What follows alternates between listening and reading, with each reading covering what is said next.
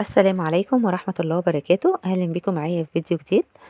النهاردة عملت مخلل اللفت يا جماعة زي ما انتوا شايفين كده، ما يتاكلش إلا في الوقت ده، بجد هو ده وقته.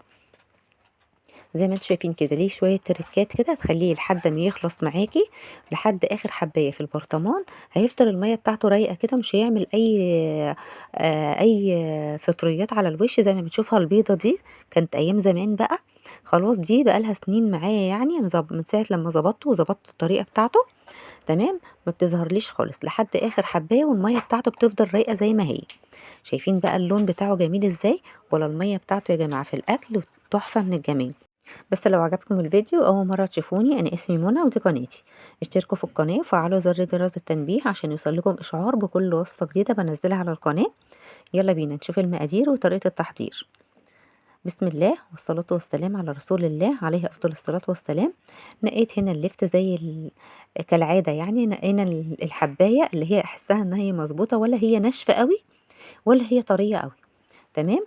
هو طبعا في أوله بيبقى حلو جدا، يعني في أول اللفت كده في أول الموسم بتاعه بتلاقيه الحباية بتاعته معظم الحبات بتاعة اللفت بتبقى سليمة، ما بتبقاش من جوه طريه وزي الاسفنج كده. وطبعا لو لقينا واحده في النص كده واحنا بننضف فيه، لو لقينا واحده طريه في النص اللي هي بتبقى زي السفنج كده ما نعملهاش احسن. تمام. بصوا بقى هقطعه كده، قطعيه التقطيعه اللي انت حباها. بس وانتي بتقطعي كده بتلاحظي طبعا الواحده الطريه ما تعمليهاش، اللي هي زي السفنج من جوه زي ما اتفقنا. او لو فيها اي خدش او اي حته سودا ولا حاجه ما تعمليهاش. خلاص. قطعي بقى التقطيعه اللي انت حباها. خلاص كده قطعته بالشكل ده كده، وخدت العروش اللي المناسبة ليا كده النضيفة السليمة، وشلت وهخللها معاه. بتبقى طعمها حلو أوي، في ناس بتحبها وفي ناس ما بتحبهاش، دي على حسب رغباتك. تمام. هحط عليه حوالي معلقتين تلاتة كده من الملح، واقلبهم كويس جدا زي ما انتوا شايفين كده. كده خلاص زي ما انتوا شايفين كده. هحط عليه الملح كده واقلبه، واقلبه بس كويس جدا كده، وهقلبهم كويس جدا مع بعض كده عشان اللفت ينزل المية اللي فيه. تمام. كده اللفت بتاعي قعد حوالي يوم. تمام. بصوا المية اللي نزلت منه قد ايه. شايفين بقى المية دي لما بخليها في اللفت بتعمل له ريحة مش حلوة. تمام. وبعد كده نسيت اقول لكم، نسيت اصور لكم المقطع ده. شطفت اللفت بعد ما نقعته كده في الملح.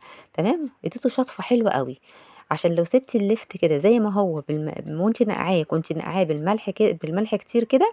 تمام. اللفت بيطلع مالح. خلاص كده. عبيت اللفت بتاعي في البرطمان، اي برطمان مناسب عندك مفيش اي مشكله. حطيت انا حوالي لتر من الميه او لتر ونص. تمام. احط عليهم 4 معالق ملح كبار، يعني 2 كيلو اللفت هياخدوا 4 معالق ملح كبار. هقلبهم كويس جدا مع بعض كده. وحطيت هنا البنجر. حطي بنجر زي ما انت عايزه، انا كفايه كده الاتنين كيلو.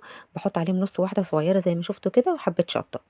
وجبت نص كوبايه اللي هي الخمسينه دي بتاعه الشاي الصغيره، حطيتها خل.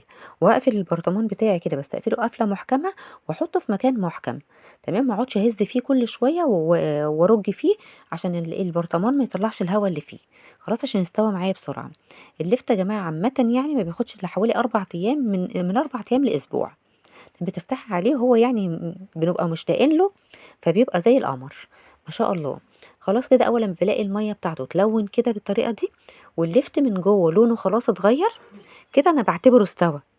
تمام. بيبقى طعمه تحفه من الجمال، وبتبقى فيه قرمشه حلوه كده في الاول. تمام. على عكس خالص لما بتسيبيه هو يعني كمان كتير قوي معاكي اسبوعين، اسبوعين شهر بكتير قوي. يعني بعد كده بتلاقيه يطرى بقى وخلاص وبيسود وما بيتاكلش. خلاص. اول ما بحط اللفت كده بحط له شويه الميه بقى بتوعه دول شفا، يعني احنا بنسمع كده على طول. كان كل اللي بيجي ياكل لفت عندنا الميه بتاعته دي يا جماعه شفا. سبحان الله. هو بيبقى مغذي جدا وحلو جدا، حاجه ربانيه ما شاء الله. لو عجبتكم الفيديو النهارده ما تنسوش تشتركوا في القناه وفعلوا زر جرس التنبيه عشان يوصلكم اشعار بكل وصفه جديده بنزلها على القناه. ودمتم في حفظ الله ورعايته، والسلام عليكم في فيديو جديد ووصفة جديدة إن شاء الله.